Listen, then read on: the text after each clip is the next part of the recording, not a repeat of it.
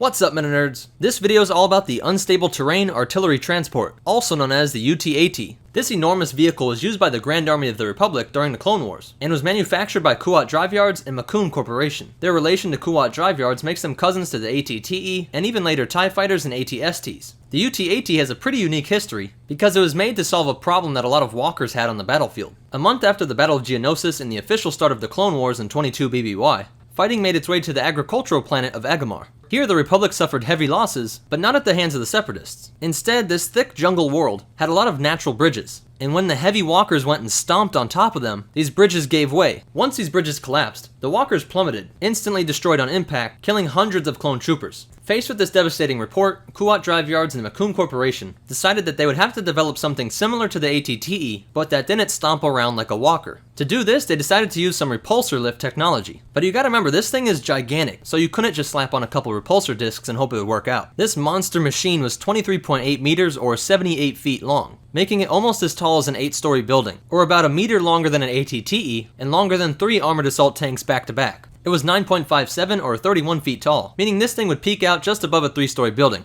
So in order to get this thing off the ground, it required the use of 20 repulsor lift generators. 16 of these were on the bottom, in the form of repulsor lift skis, and then it had 4 on the back, which allowed it to accelerate and move in reverse. What's really cool is that the skis had a feature which allowed them to not only repulse, but to increase their grip and attract the UTAT to any surface. What's more is that each of these skis could move independently, making it so the UTAT could navigate over the most difficult of terrains. All of this made it a marvel in repulsor lift technology, and the only flaws were a kinda slow speed of 45 kilometers per hour or 27 miles per hour, and the fact that even though this repulsor lift got it off the ground, because it had so much mass, it was still very difficult to maneuver. I should also point out that it had 4 large air vents located at the back of the vehicle. These were used to get rid of all the heat generated from all those repulsor lifts, and the skis themselves were immune to small arms fire. But like we see in episode 3, if they were to get hit by a well-placed rocket, the UTAT would explode violently. But that doesn't make the UTAT a pushover. This thing has enough weapons to make a huge impact on the battlefield. The first thing that makes it deadly is simply the fact that it can deliver 20 clone troopers into battle. In addition to this, it has a ton of respectable weapons. Starting in the back, we have 4 anti-infantry turrets. Around the body of this thing are little bomblet generators, which would shoot out little ion-charged explosives. Excellent for taking out droids. These things up front are not weapons, but are actually scanning devices. But there are another 3 forward-facing cannons.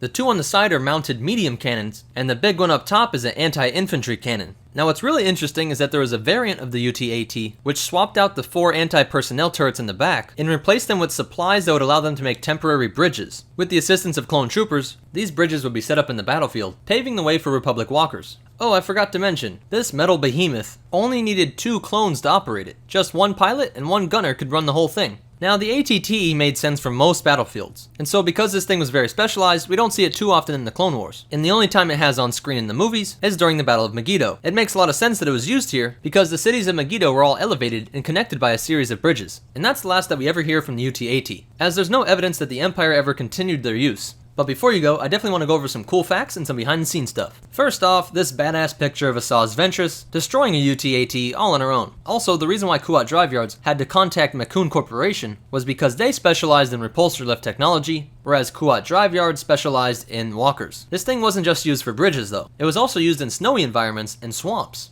And in an inspiring story for any Star Wars fan, a guy by the name of Billy Bueller actually wrote some of the backstory to this thing through a Star Wars fan club submission, and eventually it was included in one of the visual dictionaries. Also, the UTAT had a pretty cool nickname, the Trident, because of the 3 extra long cannons that this thing had. Well, that's it for the Unstable Terrain Artillery Transport. If you liked it, go ahead and hit that like button so YouTube knows this is a video for Star Wars fans like you. Be sure to comment down below if I missed any interesting facts, or if you have a suggestion for future videos. And make sure you check out our description so that you can find out how you can learn even more about Star Wars while helping Meta Nerds lore grow. But more important than all that, remember, never cross a bridge with a tri-droid on it, and the Force will be with you, always.